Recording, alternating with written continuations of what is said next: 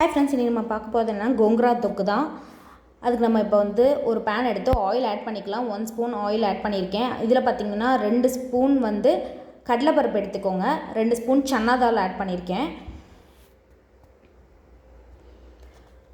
2 spoon chana தால் add பண்ணி நல்லா வதக்கிக்கோங்க. அதுக்கப்புறம் பார்த்திங்கன்னா 10லேருந்து 12 வரையும் மிளகா எடுத்திருக்கேன்.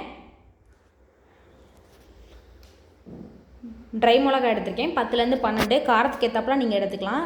இது போட்டாலே உங்களுக்கு காரம் கரெக்டாக இருக்கும். காரம் அதிகமாகனா இன்னும் கொஞ்சம் எடுத்துக்கலாம். ஸோ நல்லா வதங்கிட்டோம். நல்லா வதங்கின பிறகு இது நல்லா ஆறினோடனே இதை பிளேட்டில் மாற்றிடலாம். அதே பேன்லேயே இப்போ நம்ம வந்து எண்ணெய் ஊற்றி நம்ம அந்த கீரையை வதக்க போகிறோம்.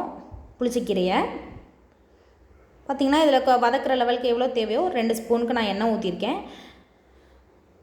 ஸோ இந்த புளிச்சக்கீரையை நல்லா அலம்பி எடுத்துக்கோங்க. 2-3 வாட்டி அலம்பி எடுத்துக்கோங்க. இது நான் வாங்கியிருக்கிறது பார்த்திங்கன்னா செம்புளிச்சை வாங்கியிருக்கேன். செம்புளிச்சைங்கிறது ஆல்ரெடி வந்து உங்களுக்கு நல்ல புளிப்பு கொடுக்கும்.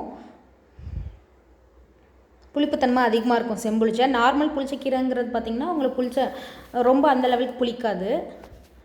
ஸோ செம்புளிச்சை வாங்கியிருக்கலாம், நல்லா புளிப்பு இருக்கும். இதில் பார்த்திங்கன்னா நல்லா அலம்பிட்டு நான் இதை பேனில் சேர்த்துட்டேன். நல்லா இதை வதக்கி எடுத்துடணும். இன்றைக்கி பார்த்திங்கன்னா நான் ஒரு கட்டையுமே போட்டேன். ஸோ நல்லா போட்டுட்டு அதை மூடி வச்சுருங்க ஒரு 3 மினிட்ஸ். மூடி வச்சிட்டிங்கன்னா கீரையெல்லாம் இந்த மாதிரி பாருங்கள் கலர் நல்லா சேஞ்ச் ஆகிடும். ஸோ எல்லா கீரையும் சேஞ்ச் ஆகணுன்னா நீங்கள் ஒரு வாட்டி திருப்பி போட்டுக்கோங்க. திருப்பி போட்டு நல்லா கிளறிட்டே இருங்க. கிளறிட்டே இருக்க உங்களுக்கு வந்து சிம்மிலே வச்சு பண்ணுங்கள். எதாக இருந்தாலும் சிம்மிலே வச்சு பண்ணுறப்ப உங்களுக்கு வந்து அடி பிடிக்காது, காந்தாது. ஸோ நல்லா வதங்கட்டும். எல்லா இலையும் நல்லா கலர் சேஞ்ச் ஆகணும். அதுக்கப்புறம் தான் நல்லாயிருக்கும் பார்க்க.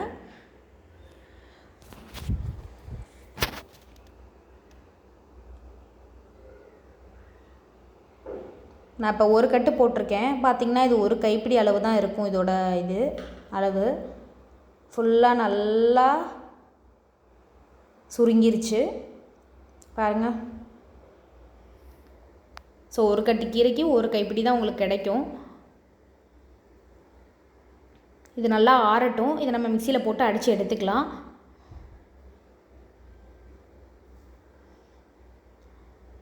ஸோ ஆல்ரெடி நம்ம வதக்குனதை நம்ம இப்போ சேர்த்துடலாம். கடலைப்பருப்பும் வரமிளகாவும் இதோட நம்ம இப்போ கல்லுப்பு ஆட் பண்ணிக்கலாம்.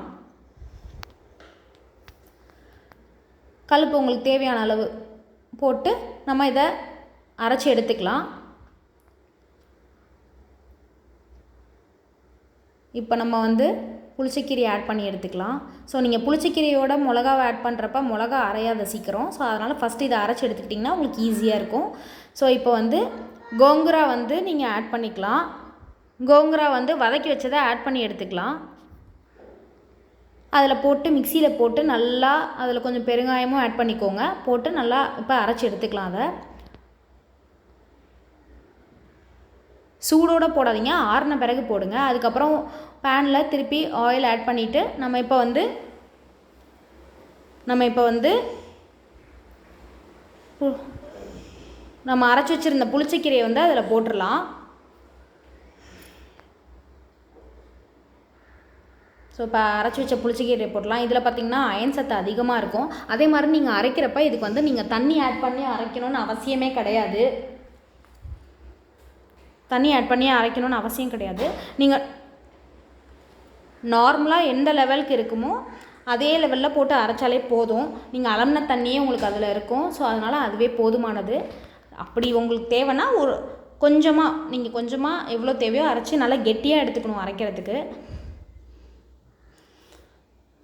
இது பார்த்திங்கன்னா நீங்கள் 1 வீக் வரையும் கூட ஸ்டோர் பண்ணி வச்சுக்கலாம். நிறைய எண்ணெய் ஆட் பண்ணி நீங்கள் இதை நல்லா கிளறி கொடுத்துட்டு நல்லா கெட்டியாக வர வரையும் வச்சு எடுத்திங்கன்னா 1 வீக் வரையும் நல்லா ஸ்டோர் பண்ணிக்கலாம். நீங்கள் இதை பார்த்திங்கன்னா ஒரு 7 to 10 நிமிஷம் வரையும் வதக்கிக்கலாம். அடி பிடிக்காமல் வதக்கிக்கோங்க. ஹையில் வச்சு வதக்காதீங்க, சிம்மிலே வச்சு வதக்குங்க. டேஸ்ட்டாகவும் இருக்கும். சாப்பாட்டுக்கு ரைஸ்க்கு போட்டு பிணைஞ்சு சாப்பிட நல்லாயிருக்கும். எனக்காவது உங்களுக்கு உடம்பு இல்லைன்னா கூட இதை மாதிரி வச்சு சாப்பிட்டு பாருங்கள். ஸோ கோங்குரா தொக்கு ரெடி ஆகிடுச்சு. இந்த வீடியோ உங்களுக்கு பிடிச்சிருந்தா லைக் பண்ணுங்கள், கமெண்ட் பண்ணுங்கள், ஷேர் பண்ணுங்கள். தேங்க்ஸ் ஃபார் வாட்சிங்.